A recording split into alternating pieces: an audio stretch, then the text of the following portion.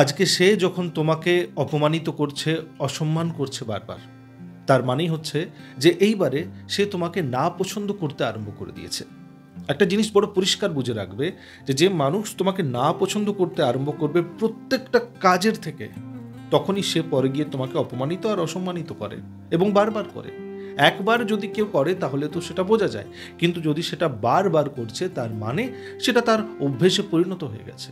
তো এই অভ্যেসে পরিণতর কারণ কি হয়েছে, কেন তুমি আজকে এরকম অবস্থাতে গেলে, একবার কি জানার চেষ্টা করেছো? দুটো কারণ।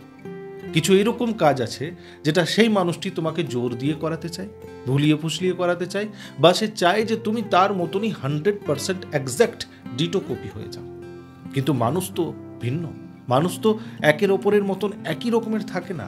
কিছু না কিছু চাওয়া পাওয়া সব মানুষের আলাদা থাকে, কিন্তু সেই জিনিসটা যখন সেই মানুষটি পাচ্ছে না, যখন সে নিজের মতন তোমাকে দেখতে পাচ্ছে না, তখন তার মন খারাপ হচ্ছে।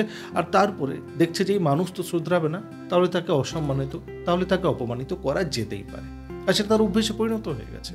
এবার তোমার একটা কাজ হলো যে নিজের কিছু কারণ বের করে রাখা, যে কোন কারণের জন্য আমি নিজেকে এতটা চেঞ্জ করে নেব তার জন্য, তার মতো, যাতে সে খুশি থাকুক। এটা নয় যে তাতে আমাকে সে অপমানিত বা অসম্মানিত করতে বন্ধ করে দিই।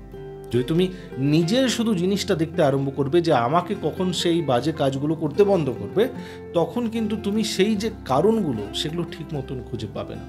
যদি তার জন্য তোমার কাছে ভালোবাসা আছে তাহলে তুমি যতটা চেঞ্জ হতে পারবে, আর যদি নেই তাহলে এই অপমানিত আর অসম্মানিতর গল্পতেই ফেঁসে থেকে যাবে।